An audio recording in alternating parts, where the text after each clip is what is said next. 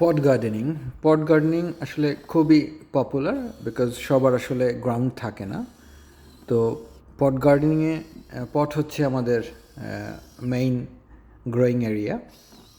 তো এই পট আপনি রেডিমেড কিনতে পারেন। তো রেডিমেড কিনলে যেটা হয় যে অবভিয়াসলি এখানে ড্রেন হোল থাকে, আর আমরা যারা রিসাইকেল এবং সিঙ্গেল ইউজ প্লাস্টিক আমরা রিইউজ করতে চাই, তো সেই ক্ষেত্রেও এটা অনেক সুবিধা হয়। তো আমরা এরকম বিভিন্ন জায়গা থেকে এই ফ্রি পট কালেক্ট করতে পারি। তো এর মধ্যে সবচেয়ে পপুলার এবং এরা মানে দিতে কার্পণ্য করে না, সেটা হচ্ছে সুপার মার্কেট। এগুলো সব ফ্লাওয়ার বাকেট। এটা আমার একটা ফ্রেন্ড ও দিয়েছে। তো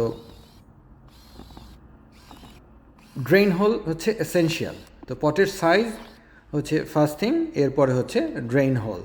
তো ড্রেন হোল আপনি পট অনুসারে, পটের সাইজ অনুসারে একটা, দুইটা, তিনটা, যতগুলি খুশি আপনি দিতে পারেন। তো আমি একটু বেশি দিই বিকজ আমার মানে টেন্ডেন্সি থাকে যে এই পটগুলো আমি গ্রাউন্ডে দেব, তখন শিকড়গুলি যাতে কোনো কারণেই মানে পট বাউন্ড না হয়ে যায়, এবং বেশি ফুটো থাকলে, বেশি হোল থাকলে সেটা দিয়ে সে গ্রাউন্ডেড হয়ে যায়। তো তখন আর কোনো কারণে আপনি পানি কিংবা ফিড যদি কমও হয় কোনো কারণে, 1-2 দিন অফ গেলেও এরা বেঁচে থাকে।